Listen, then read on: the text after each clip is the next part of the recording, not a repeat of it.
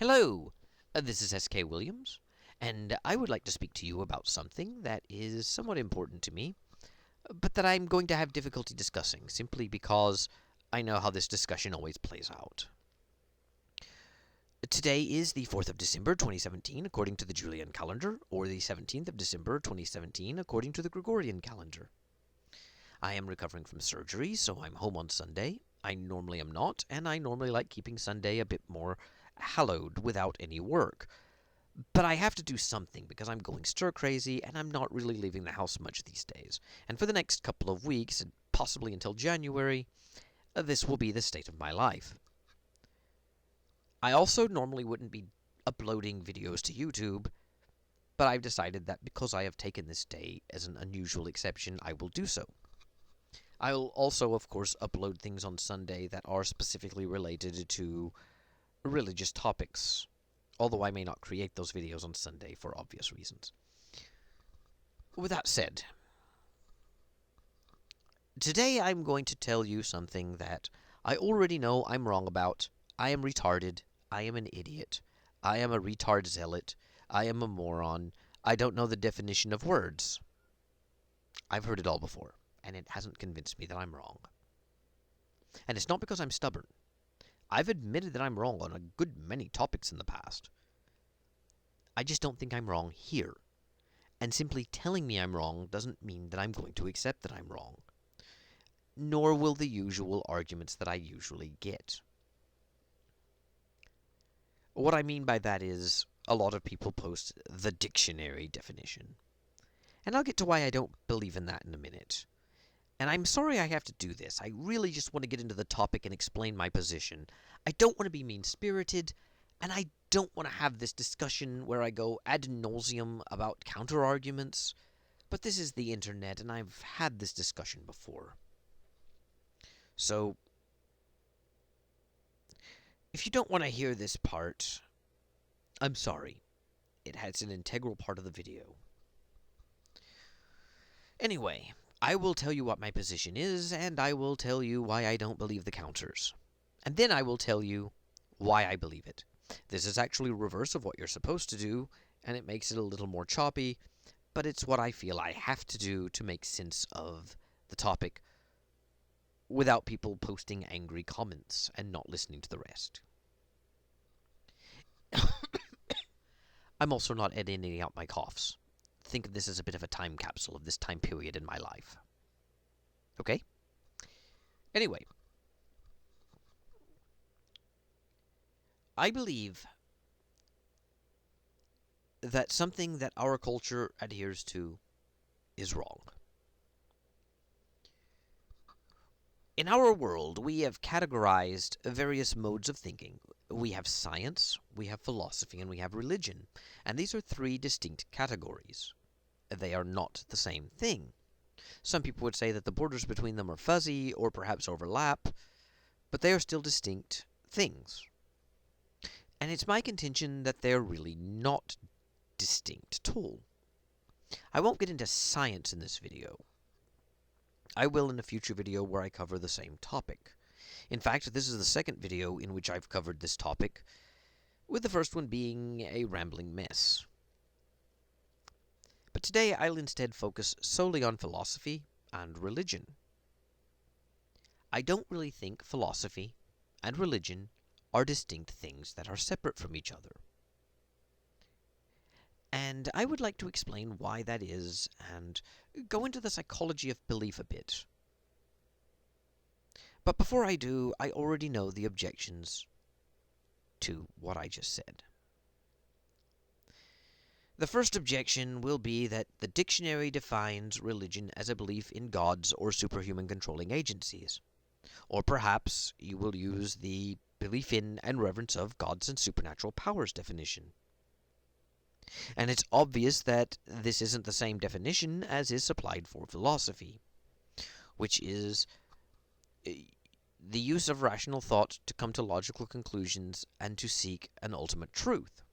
These two things do not have the same definition and therefore are different things.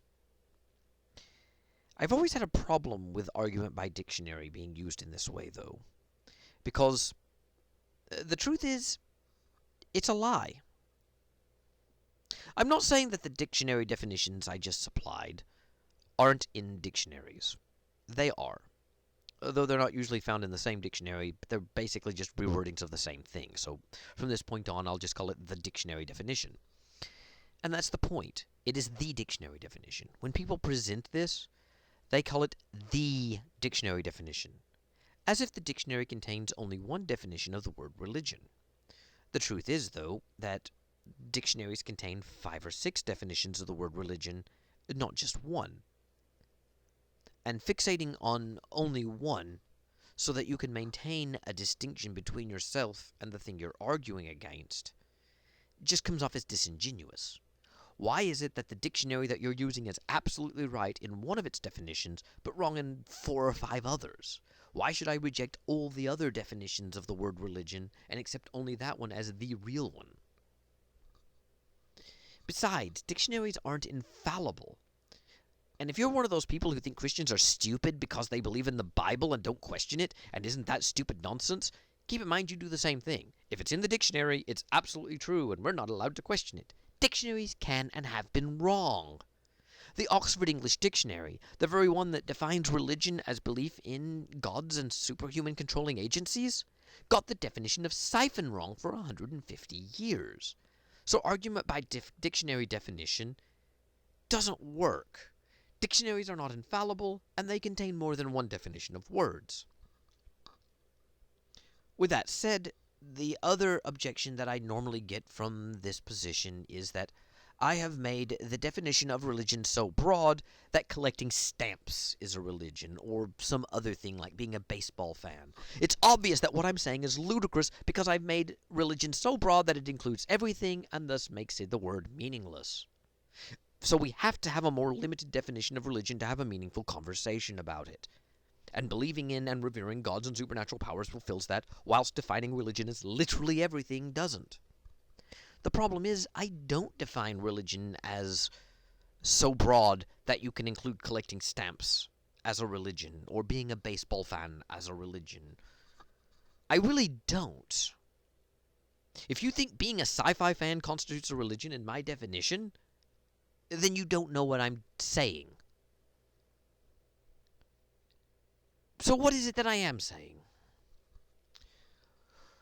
I define religion, believe it or not, the same way some dictionaries do, if you look at more than one definition. I define it as a set of beliefs concerning the creation, nature, and ultimate destiny and meaning of existence. And anyone who looks up that definition, which I pulled from memory, it may not be word for word, will say that I left out part of it, and that part is crucial and proves me wrong. That part is especially in concern to a belief in a god or a supernatural power. Well, there you have it. Even the definition I'm using says that religion requires belief in a god or superhuman controlling agency. And I was dishonest because I cut off half of the definition. But I didn't. It says especially when it concerns belief in gods or superhuman controlling agencies. Especially, as a word, means of markable note. But as a clause, especially never means that something is an absolute requirement. If I say that all 12 lumberjacks who live in this cabin came home hungry, especially Jim, I'm not saying that Jim is the only one that came home hungry and the others are not hungry. It means that Jim is particularly hungry, more so than the others, or is for some reason notably hungry. Perhaps he's whining about it. And yet, for some reason, especially when it comes to this definition, makes it a prerequisite. You must believe in a god according to this definition, and it doesn't. This definition does not require belief in a god. It really doesn't. And that's sort of the point that I'm making. Especially considering that most of the people who object to religion and think the world would be better off without religion really don't make sense if we accept their definitions of words. If atheism is defined as a lack of belief in a god, and religion is defined as belief in and reverence of gods and supernatural powers, then what you're saying is, if you lack belief in a god, you think for yourself and are logical. But if you believe in and revere gods and supernatural powers, you are incapable of thinking critically about anything in life, and you don't think for yourself. And you're also saying a lack of belief in a god would lead to peace, whilst belief in and reverence of gods and supernatural powers inherently breeds violence, and there's no reason to believe that. Even with examples like Crusades, Inquisition, 9/11, doesn't matter. The actual belief in and reverence of gods and supernatural powers did not cause the Crusades. The actual belief in and reverence of gods and supernatural powers did not cause the Inquisition. The actual belief in and reverence of gods and supernatural powers did not cause 9/11. Just as a lack of belief in a god would not prevent people from committing atrocities. No, the criticisms of religion themselves make it plain that it's not limited to just believing a god exists and revering them. Which brings about what I think is the most crucial part of this argument. When people discuss religion, it's obvious that they equate it as much with moral teachings and ethical values and a perspective on the world as they do with believing a god exists. Otherwise, the objections do not make sense. In fact, most of the time in these debates online that I've encountered, religion is basically a synonym for Christianity. I've actually had people tell me things like, religion requires you to believe every word of the Bible is the inspired word of God, or religion requires you to believe that God would sacrifice himself to himself, and that's the sacrifice of Jesus. And it's obvious that they're talking about Christianity, not religion in general, since Shinto doesn't require you to believe Jesus sacrificed himself, and Shinto does not require you to believe in the Bible at all. So, yeah, there's that. And it's equally obvious that the modern atheist movement that we see, even though they insist that they define atheism as a lack of belief in a god, nothing more, nothing less, actually places expectations on you if you tell them that you are an atheist. You are expected to champion the cause of reason and science. You are expected to believe that science is the best, or perhaps only, way that we can know about the truth in our world. You're expected to hold to liberal political views. You are expected to basically hate religion. You are expected to do a lot. So it's obvious they don't really mean that atheism is a lack of belief in a god, and that in their heads it's more than that. Which brings me to my point. What is religion? Well, when all is said and done, religion is a category, and categories don't really exist. It's a way we can organize things, and nothing more.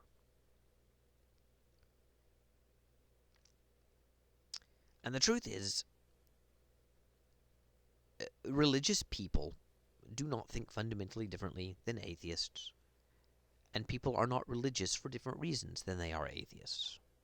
The idea that logic and critical thinking and examining the evidence leads to atheism, and emotion and indoctrination lead to religion, is just stupid nonsense. There are people who would insist that the only reason we have religious people is because they were indoctrinated as children before they could learn critical thinking, but that doesn't make sense because there are adult converts. I personally know a man who was a hardcore militant atheist because he was brought up by a hardcore militant atheist. And his grandfather was a hardcore militant atheist. I don't know about his great-grandfather, but it doesn't really matter.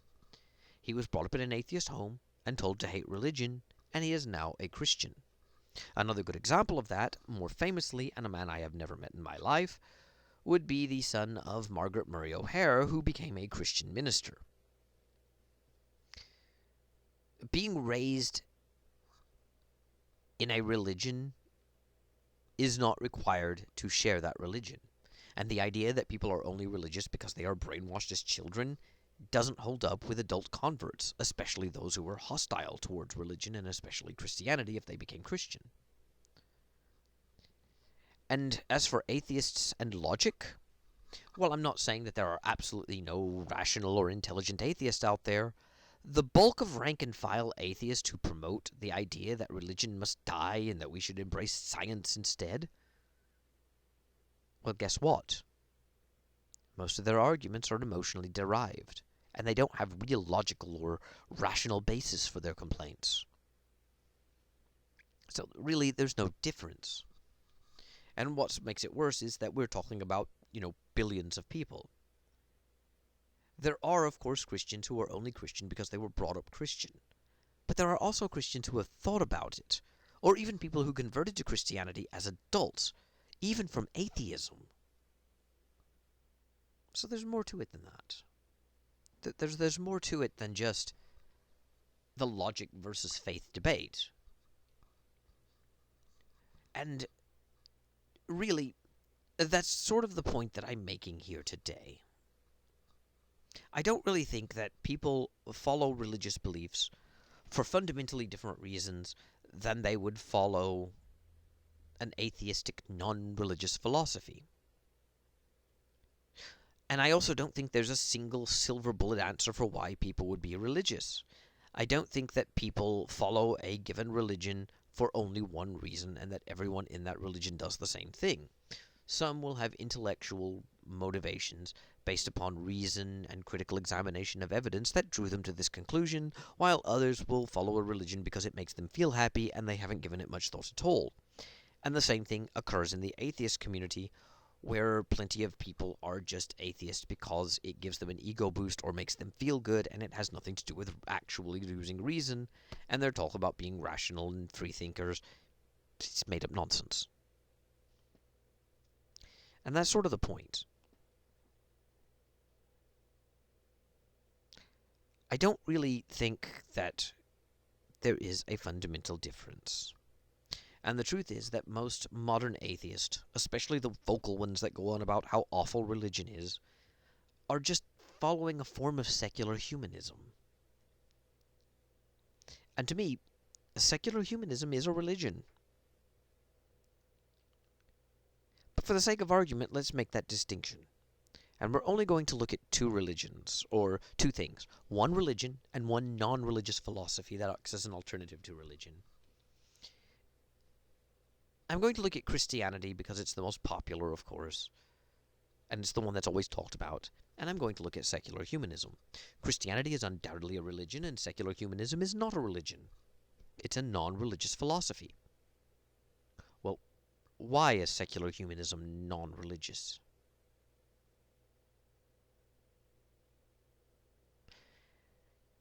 The primary answers I get, and I only ever get two answers,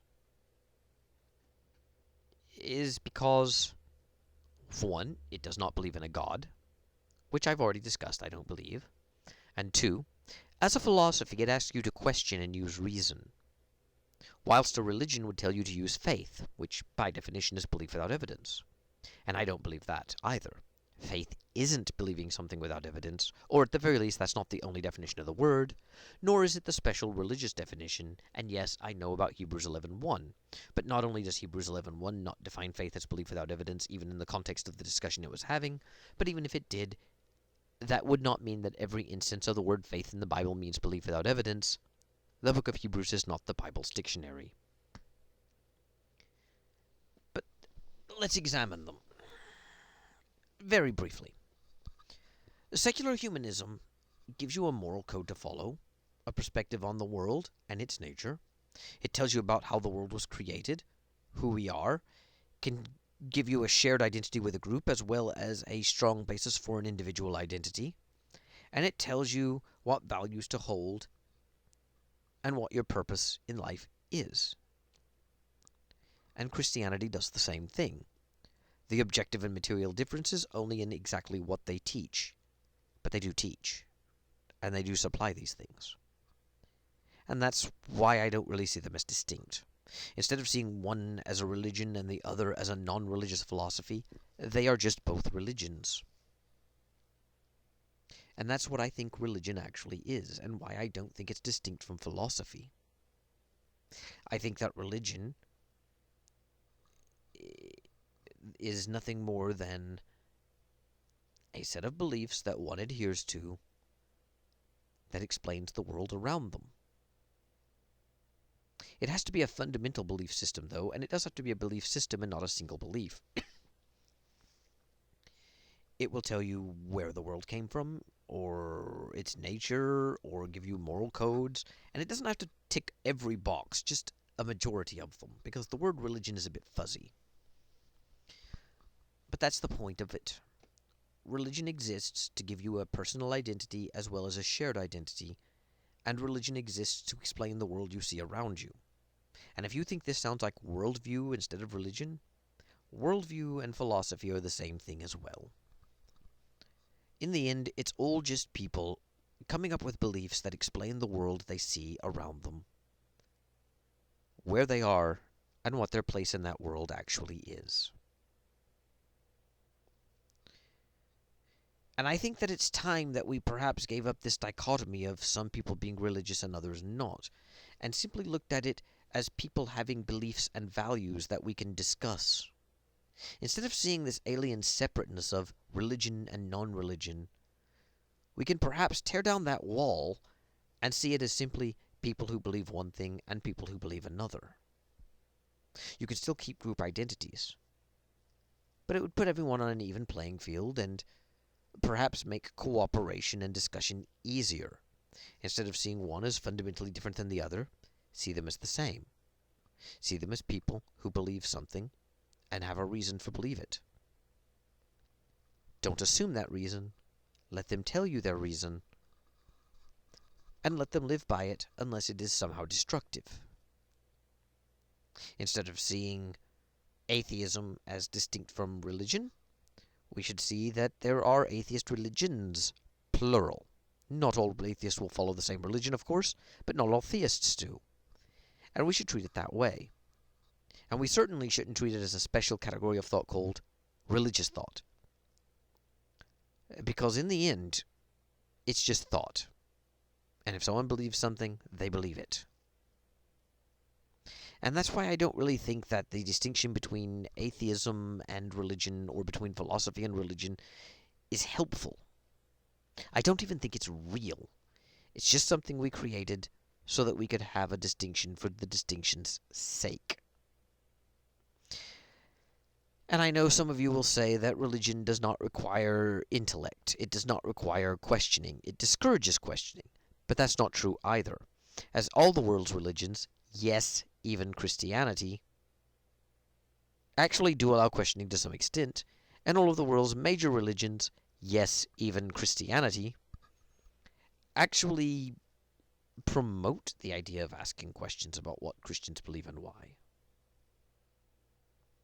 There is an intellectual tradition. It's not just believe without evidence in this God thing. There's more to it than that. There are deep intellectual roots that go into every one of the world's major religions.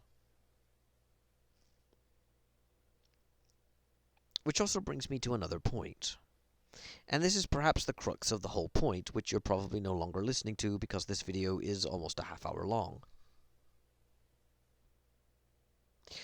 I don't really understand religion as this distinct, separate other, but I also don't accept it as being made up. Every religion on the planet is based on real-world observation that people have lived through. Whether or not God exists, and whether or not God told people to write various holy texts, does not matter. Because even if God does not exist, these texts had to be written by someone who is going to bring his own thoughts into the mix. Whether he sincerely believes what he is writing is the word of God, or he believes he's attributing to God words so to give them greater authority, or whether he's just writing a book, not mentioning God as the direct author, that later becomes scripture for someone else or some other group, doesn't matter either. What matters is the idea that religion is about guessing, and picking the right religion is about which one guessed right, isn't true. Religious beliefs all come from the same place. The real world where people live. What attracts people to religion, whatever religion that may be, is that it gives them an answer that they can relate to. And it can't just be an answer they want to believe in, such as there's life after death, Because too many people come to various religions and hear a message and stay, even if they don't like the message. No. This is about what people experience in their lives. A good example of that would be the book of Proverbs in the Holy Bible. The book of Proverbs gives practical axioms about how to deal with people that are actually still applicable today because people have the same nature. And if God did not directly inspire this work, then it had to be written by men who based it on their own interactions with people and knew what was best and what wasn't. The book of Proverbs is a book of practical experience, if not divine revelation. And the same thing is true of the prophets in the Bible. They wrote a good deal of Tanakh, the Old Testament. And guess what? Guess what? Most of what they wrote about was the contemporary issues of their day. People think prophets had only one job, and that was seeing the future, but most of these prophets were making social commentary about the events that they were living through, or comments about how to live and how to serve God. Granted, there are future predictions in the prophets, but they're not all about that. And this is social commentary about things that they were living through and going through. And when you read the histories, it's histories of a people. And that may bias it, but it doesn't matter. It's still a history of a people. The Old Testament is not just made-up theology that people are guessing at. It's something they've practically lived through and actually believe, and it is based upon the experiences and thoughts they've had in their own life, and the things they have learned throughout that life. And the same is true of the New Testament. It's all based on something. And it all has to have some truth to it, or else it wouldn't resonate with people. Even things like Scientology, which I find to be a corrosive con artist attempt at depriving people of money and liberty, has to have some truth to it that people can resonate with, or they simply would not join it. Religion isn't believing without evidence in things there are no evidence for. It is believing in a message because it resonates with you and your experiences in life. And that's really what philosophy is too. It's about man trying to make sense of his world. Both philosophy and religion fulfill the same role, and in the same way. And I really don't see them as distinct. I'm going to wrap up this video, and I'm just going to say right here and now, though,